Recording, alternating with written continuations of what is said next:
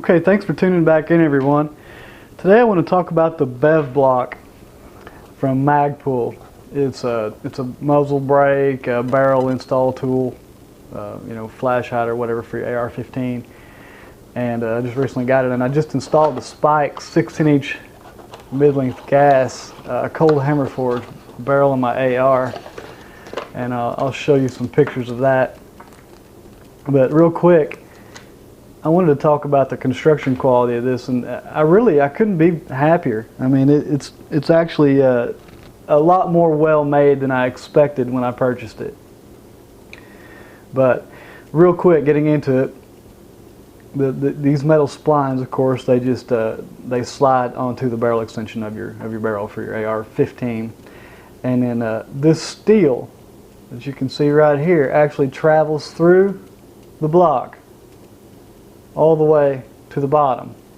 And I'd seen a few videos, but I hadn't seen anyone talk about this, so I actually didn't even really know what I was getting in it.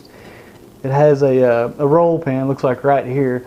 I guess in case this gets worn, maybe Magpul later on will allow you to insert whatever, a replacement, or maybe, I don't know, I just assume that's what it's going to be. Looks like you can take it out anyway.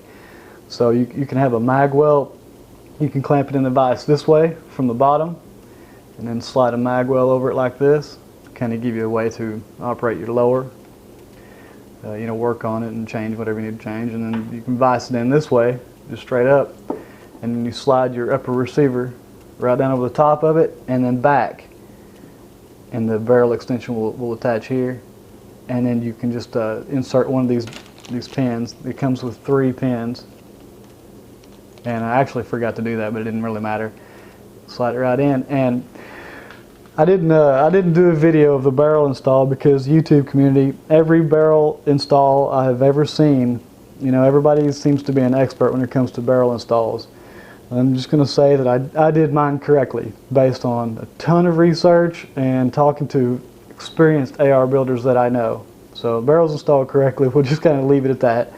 And I wanted to check for flex, and did this flex, or does it show wear after I'm finished?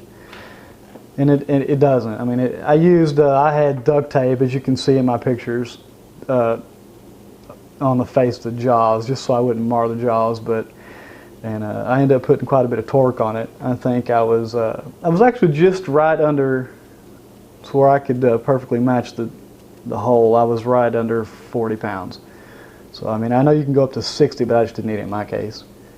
But no flexing whatsoever. It's really cool. I like it, and it gives you the option to remove the bolt out of your bolt carrier group, and then you slide your carrier group over this, and it has an O-ring right here.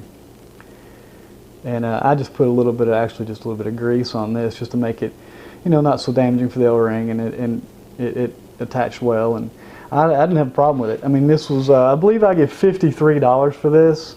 It's the cheapest I could find it, but I think for Magpul they're $49.95. I'm not sure, but then you have to pay shipping. If I looked at that correct, I could be wrong. Neither here nor there. $49 to $55. You can pick one of these up, and it's real heavy. I like it. I don't know if it shows the specs on it. It doesn't tell what it weighs, but it doesn't matter. So for $50 for half the price of a Geisley reaction rod, I mean, I recommend it. If you're going to be limited, you're not going to be able to, with the reaction rod, you'll be able to orient the upper any way you want to and still have access to it. Well, you have to orient your upper just top to top. And you're not going to be able to engage it in any other direction like this, unless, of course, I guess you have a vise that'll allow you to do this. So, but anyway, I recommend it. And I don't have a whole lot more to say about it. It was for me, it was a good purchase, and I look forward to seeing how long it'll hold up. And after one use, like I said, there was no scratching, no marring of any kind on my barrel extension, on my Spike's barrel, or this. Evidently this is not mild steel. It's probably a higher quality steel, because, like I said, it didn't even look like I used it at all. So Magpul BEV block, I think that stands for barrel extension vise. Yeah, I know it does. It says right there. So go out and get you one of these if you can. It'll make your job a lot easier, and for a $50 investment, I mean it's very doable. Okay, one thing I do want to talk about, I want to talk a little bit about Torque Wrench 101. So many times I've watched YouTube videos and other videos across the web of people installing something on an AR or anything and trying to create a proper torque, and they're doing it incorrectly. Guys, this goes back, I mean, to shop class when we were in high school.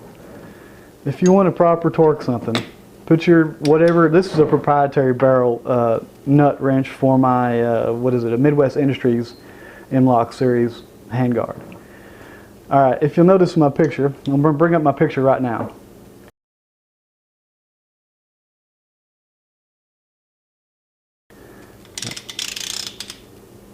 Okay, in the picture, you see that I have the torque wrench.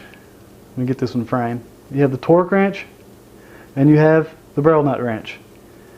If it looks anything other than this, you're doing it incorrectly. It has to be at 90 degrees. At 90 degrees, you will maintain the same torque as the torque setting that's on your torque wrench.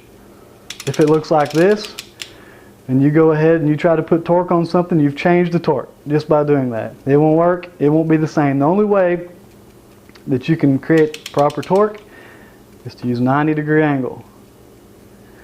If you say you're supposed to, your barrel nut wrench is supposed to be, your barrel nut is supposed to be 30 to 60, and you do it like this and you put the by God to it, well, and you get upwards in the higher end of your torque wrench settings and it clicks at 60, I don't know what you've put on it, but you've put more than 60 on it.